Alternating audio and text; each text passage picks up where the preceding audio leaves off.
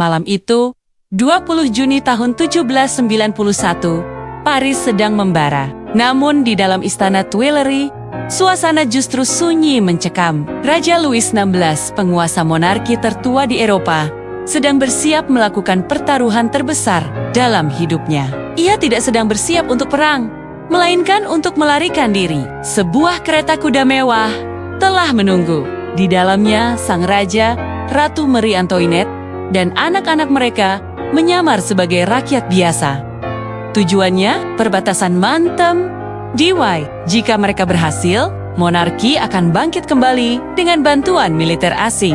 Jika mereka gagal, gilatin telah menanti. Namun, siapa sangka bahwa kehancuran sebuah dinasti yang telah berkuasa berabad-abad bukan ditentukan oleh meriam atau pasukan pemberontak, melainkan oleh sekeping koin di saku seorang menteri pos. Hari ini, kita akan membedah kronologi 24 jam paling menentukan dalam sejarah revolusi Prancis. Louis XVI bukanlah seorang ahli strategi. Rencana pelarian ini, yang dikenal sebagai Flight to Varennes, dirancang dengan penuh kecerobohan. Alih-alih menggunakan kereta kuda kecil yang cepat dan lincah, keluarga kerajaan justru bersikeras menggunakan berline sebuah kereta raksasa nan mewah yang membutuhkan 6 ekor kuda untuk menariknya. Kenapa? Karena sang raja menolak meninggalkan perlengkapan perak makan malamnya dan kenyamanan istana. Kereta ini sangat berat, lambat, dan mencolok. Bayangkan kalian mencoba menyamar sebagai rakyat jelata, tapi mengendarai limosin paling mewah di masanya. Penyamaran mereka sebagai keluarga Duran, pelayan dari seorang barones Rusia, sangat mudah retak. Protokol kerajaan yang kaku membuat mereka berangkat terlambat berjam-jam. Sebuah keterlambatan yang nantinya akan berakibat fatal bagi pasukan pengawal yang menunggu mereka di titik-titik rahasia. Sepanjang perjalanan 250 km, rencana mulai berantakan karena kereta terlambat. Pasukan kavaleri yang bertugas melindungi rute pelarian mengira rencana tersebut batal dan akhirnya membubarkan diri. Di sisi lain, Louis XVI seringkali keluar dari kereta dengan santai, mengobrol dengan petani, seolah-olah ia sedang dalam perjalanan wisata, bukan pelarian maut. Masyarakat mulai curiga.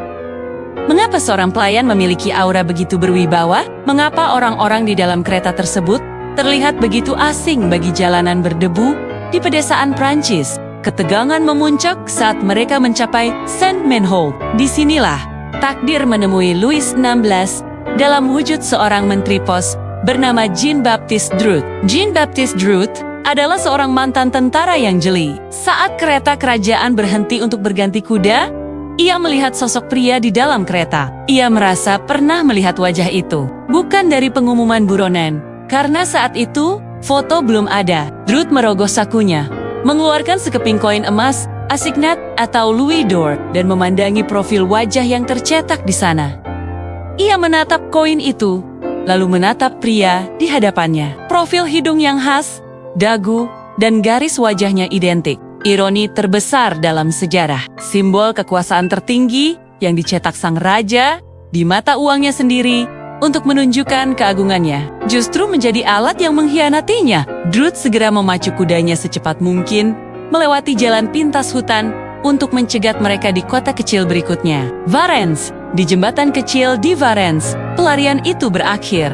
Drouot berhasil memobilisasi massa dan garda nasional. Kereta dihentikan. Saat identitasnya terungkap, Louis XVI hanya bisa berkata, "Baiklah, saya adalah rajamu." Namun, saat itu, ia bukan lagi raja bagi rakyatnya. Rakyat Paris yang menjemputnya kembali bukan menyambut dengan sorakan, melainkan dengan keheningan yang mematikan. Pelarian yang gagal ini mengubah segalanya. Louis XVI dianggap sebagai pengkhianat yang mencoba melarikan diri ke pelukan musuh asing untuk menyerang negaranya sendiri. Faksi radikal Jakobin yang dipimpin Robespierre mendapatkan momentum. Monarki konstitusional hancur lebur. Jalur menuju Januari tahun 1793 sudah terbentang jalur yang berakhir di bawah pisau giletin. Hanya karena sebuah kereta yang terlalu berat dan sekeping koin emas, sejarah dunia berubah selamanya. Jika Louis berhasil mencapai Montem Douai, mungkin monarki Prancis masih ada hari ini. Sejarah seringkali ditentukan oleh detail-detail kecil yang tidak terduga.